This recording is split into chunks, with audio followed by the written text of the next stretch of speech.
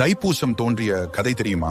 சிவபெருமான் நடராஜராக தனித்து ஆனந்த தாண்டவம் ஆடிய நாள் மார்கழி மாதத்தில் வரும் திருவாதிரை. இந்த நடனத்தை பிரம்மா, விஷ்ணு, பதஞ்சலி, வியாகரபாதர் ஆகியோருக்காக சிதம்பரத்தில் சிவபெருமான் அரங்கேற்றினார். இந்த நடனத்தை பார்வதி தேவியும் ரசித்துக் கொண்டிருந்தார். சிவபெருமானின் ஆனந்த தாண்டவத்தை கண்ட சிவகாமிக்கும் அதே போன்று தாண்டவம் ஆட ஆசை வந்தது. சிவபெருமானை போன்று அன்னையின் நடனத்தையும் காண பிரம்மா, விஷ்ணு உள்ளிட்டார் ஆர்வம் கொண்டனர். முனிவர்கள், தேவர்கள் உள்ளிட்டோரின் ஆசையையும் நிறைவேற்ற எண்ணிய அம்பிகை ஆனந்த தாண்டவம் நிகழ்த்திய நாள் தைப்பூச திருநாளாகும். சிவபெருமான் ஆனந்த தாண்டவம் நிகழ்த்திய நாள் திருவாதிரை என கொண்டாடப்படுவதை போல் அம்பாள் நடனமாடிய திருநாள் தைப்பூசம் என கொண்டாடப்பட்டது. அதனால் இந்த நாள் அம்பிகை வழிபாட்டிற்குரிய நாளாக மாறியது. இந்த நாள் முருகனுக்குரிய திருநாளாக மாறிய தலம் பழனிதான். பழனி மலை அடிவாரத்தில் உள்ள பெரிய நாயகி அம்மன் கைலாசநாதருடன் தனி கோவிலில் அருள் பாலிக்கிறார். இக்கோவிலில் சிவன், அம்பாள் சன்னதிக்கு நடுவில் முருகன் சன்னதி அமைந்துள்ளது. கோவிலின் பிரதான தெய்வமாக பெரிய நாயகி அம்மனும் சிவனும் இருந்தாலும் பிரதான வாசல் மற்றும் கொடிமரம் ஆகியன முருகன் சன்னதிக்கு எதிரிலேயே அமைந்துள்ளன.